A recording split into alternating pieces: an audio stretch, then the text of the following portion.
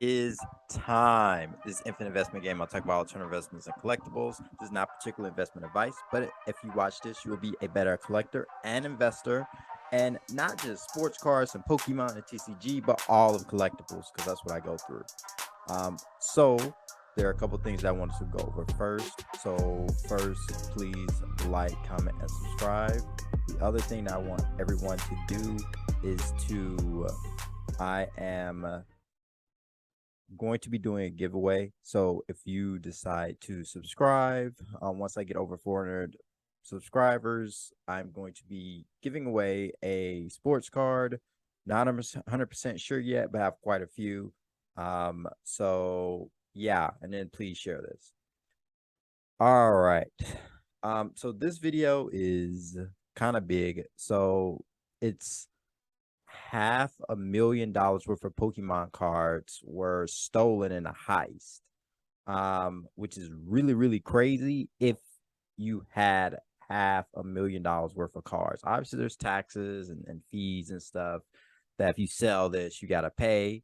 But if you had a bunch of Pokemon cards and they were worth a lot of money and now they're just gone, I'll be freaking out. I will be pissed. I just would not be happy. So what happened was roughly $200,000 worth of Pokemon cards were stolen from a South Carolina home in mid-July. And this is according to the county sheriff in this area of South Carolina. This guy named Christopher of Inman, South Carolina, reported the theft on July 13th. So this happened very, very recently. And guys, I think people need to be cognizant of this, is that, you know, with all this stuff going on in the news with sports cards, Pokemon cards, all this stuff, if it's a card in general, you can't leave this stuff laying around. You really need to lock this stuff up. You need to literally put a tracking device in a container that is in. You have to do these things because people, even if it's not worth money, people are going to assume that's worth a lot of money, and it'd be equivalent to having cash in your closet or something like that. So be extremely careful with this, and make sure you make the right decisions, and be careful who you let in your house or who has access to where these things are. The smoking gun spoke to Chris, who had the stolen goods were valued in excess around $500,000.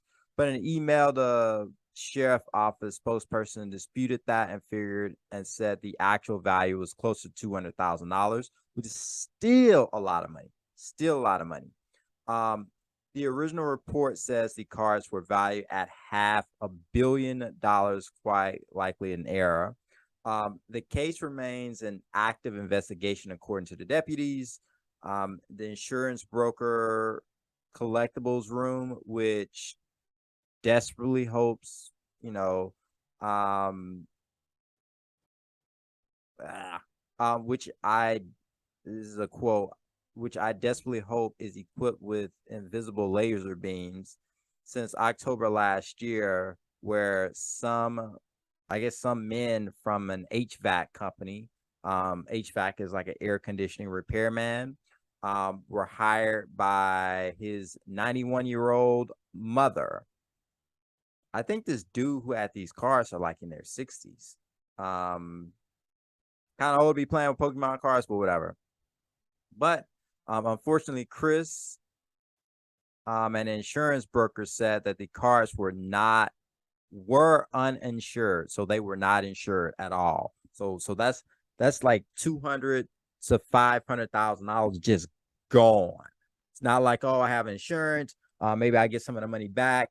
And this is the challenge of having collectibles. Like if you have collectibles, you got to get those things insurance if you have that much money in collectibles. And if you don't, if something happens, you lose your butt and you lose all your money. Because stuff can get stolen, it can get damaged. But even if you do have insurance, the insurance company may not try to pay. So that's something else. It may not meet the terms and conditions, especially if something's stolen.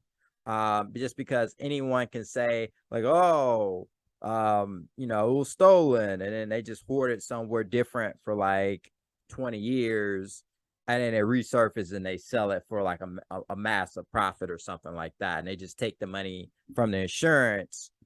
So I think it's a slippery slope to figure out, like, okay, what is believable and what's not, because insurance companies don't want to get scammed. And insurance for collectibles is, you have to spend a lot of money, and a lot of times based on how much stuff is worth, it may not be worth the insurance unless you're trying to flip it in a sense or sell it. But even in those cases, it may not be the best thing to do. So this person's just gonna have to swallow a loss um, if the Pokemon cards don't come up. And that's really an unfortunate thing that people really don't talk about. Like these things, and obviously values change and move around, but if you don't have insurance, you really need to have a camera on your stuff. I think you need to put some sort of tracking device where you could see in your computer like where it's going for the container.